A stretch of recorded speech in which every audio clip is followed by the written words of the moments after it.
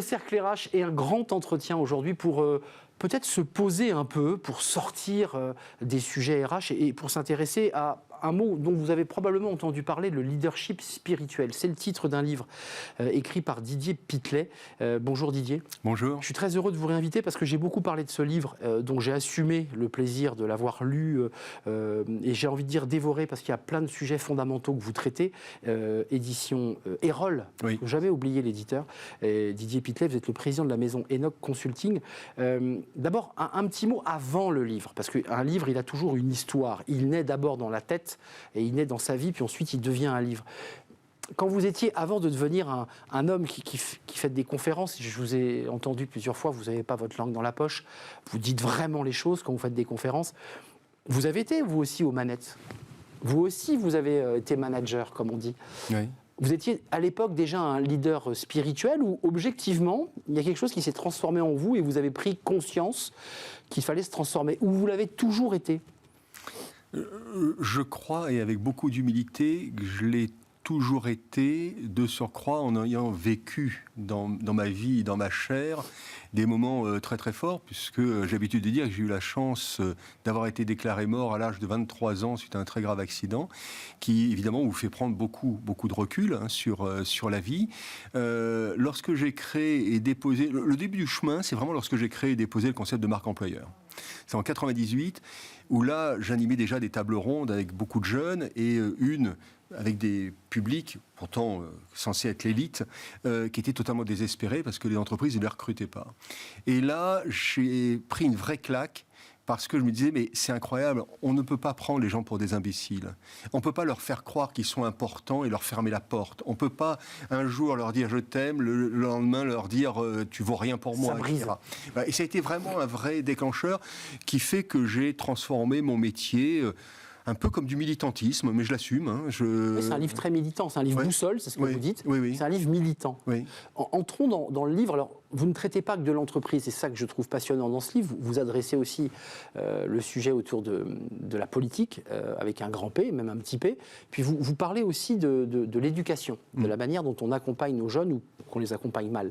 Il y a quand même, au-delà de la notion de leadership spirituel, dans ce livre, l'idée que le pays est en train de se casser la gueule.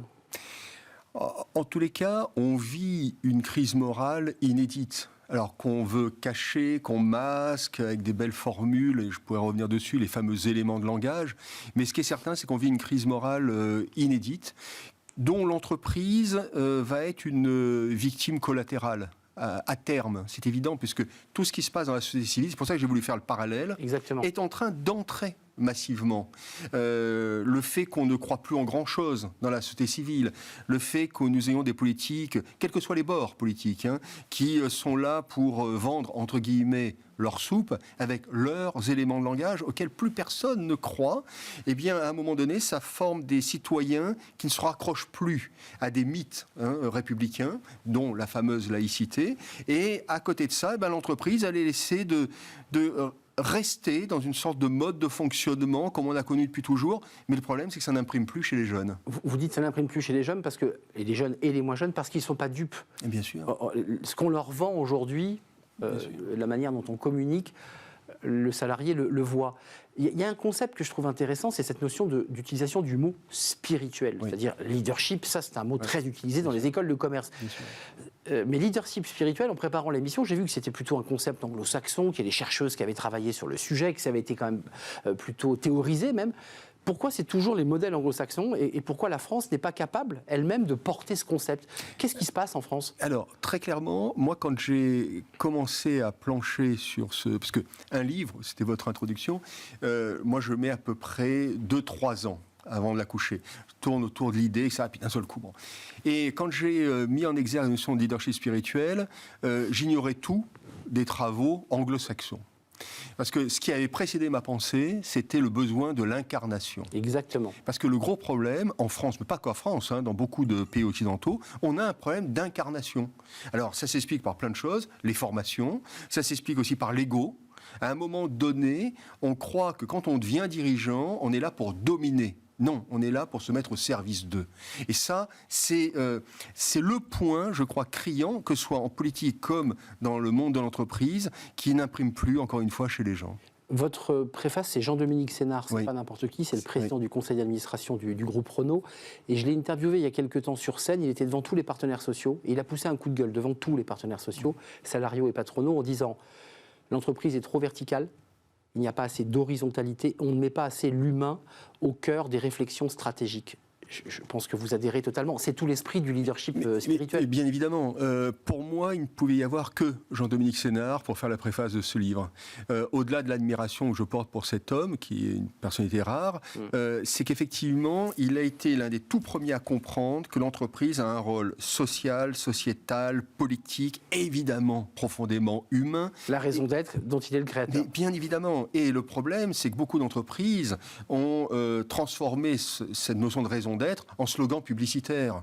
Or, c'est pas parce que tu as des belles formules que tu parles au cœur des gens. Il y a une phrase dans le livre, on finit par ressembler à une tarte. Ah oui, plus on est dans le moule, plus on ressemble à une tarte. J'aime beaucoup cette phrase, parce que c'est exactement ça. Oui. Un mot quand même sur cette dichotomie. On a tous envie d'avoir un leader spirituel. On a tous envie d'avoir quelqu'un au-dessus de nous.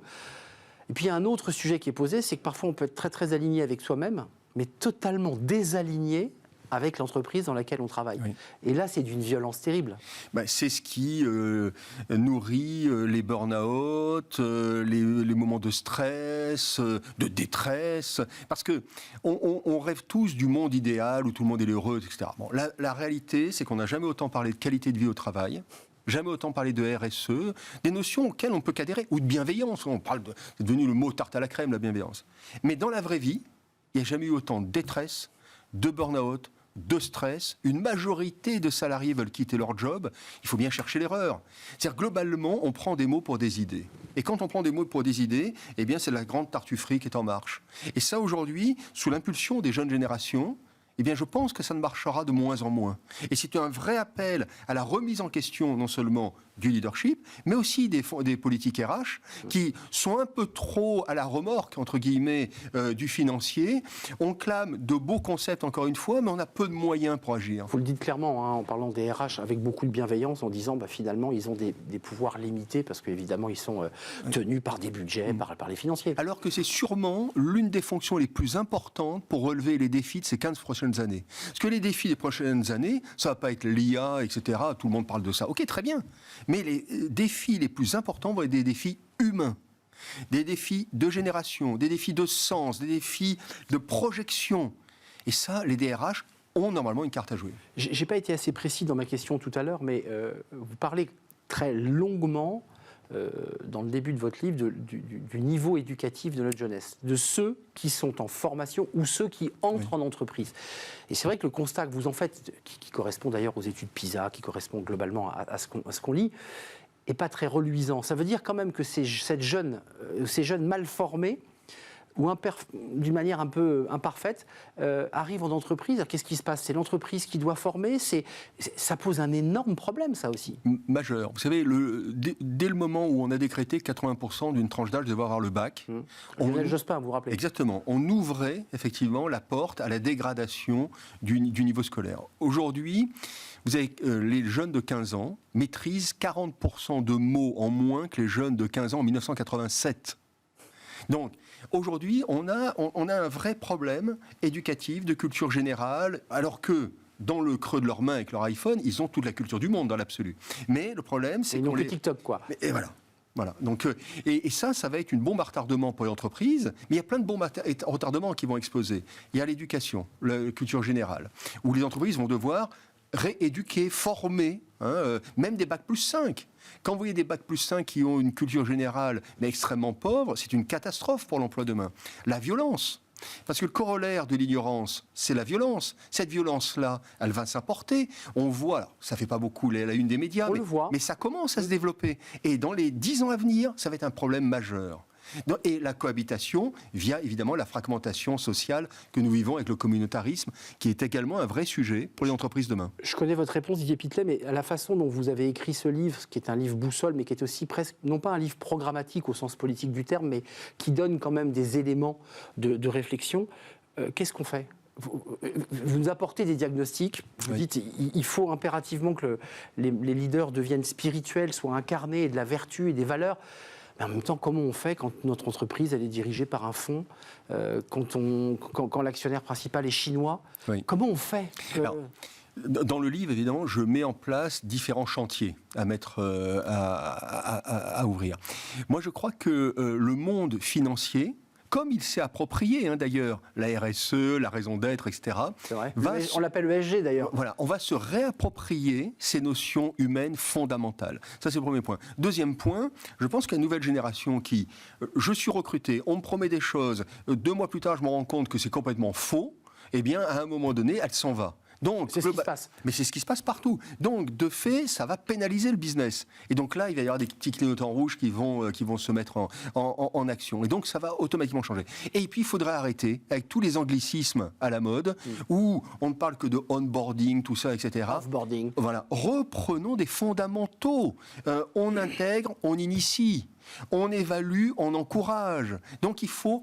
Et c'est là où la fonction RH est fondamentale, parce que c'est elle qui va aider les directions générales et les actionnaires à bouger. Avant de nous quitter, parce qu'il y a vraiment un enjeu des investisseurs, des fonds qui vont avoir un rôle essentiel, mais il y a quelque chose dont on parle peu, mais que vous avez évoqué, que vous évoquez, c'est le numérique. Oui. C'est en train de tout transformer, nos modes de vie, la façon de travailler. Ça aussi, on le revoit, on repense notre rapport au numérique, parce qu'on nous donne plein d'outils numériques qui sont censés régler nos vies. Et en fait, souvent, ça ralentit le rythme. Vous savez, la première caractéristique du leader spirituel, c'est le don de soi, associé à l'humilité, associé à l'écoute. C'est clair que si on n'a pas des modèles de management fondés sur l'humain comme étant l'axe central de la relation, ça ne marchera pas. Donc il faut évidemment du numérique, c'est clair. On ne va pas aller contre le numérique, on ne va pas aller contre l'intelligence artificielle, etc.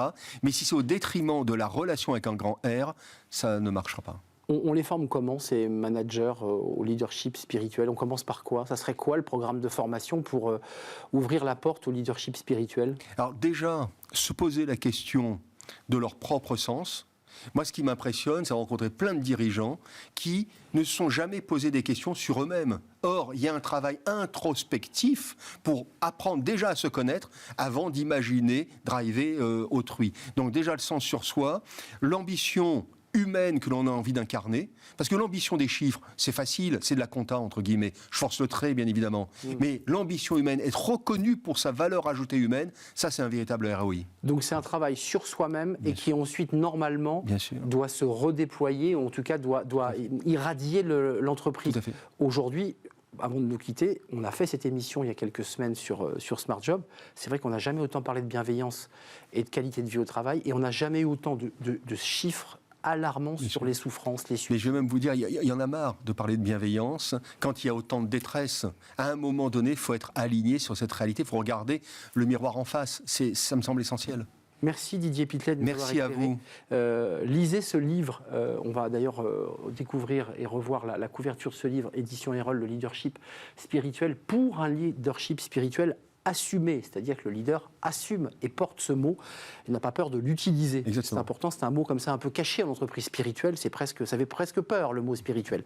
Merci de nous avoir rendu visite. Vous êtes à la tête de la maison Enoch Consulting, et puis avec cette jolie collection de photographies. Parce que Gueule de l'emploi. Gueule de l'emploi, parce que ça c'est aussi une initiative absolument incroyable qui valorise d'ailleurs l'identité, l'image, la confiance. On est dans l'authenticité. C'est exactement ça, et c'est magnifique, ce sont de très belles photos. Merci Didier. Merci pour votre soutien. Je vous dis à très très bientôt, on tourne une page et vous allez voir, on ne va pas être dépaysé, on s'intéresse à la méthode Will à travers un livre et à travers une méthodologie justement qui fait d'ailleurs écho au sujet qu'on vient de traiter avec Didier Pitlet, et j'accueille mon invité.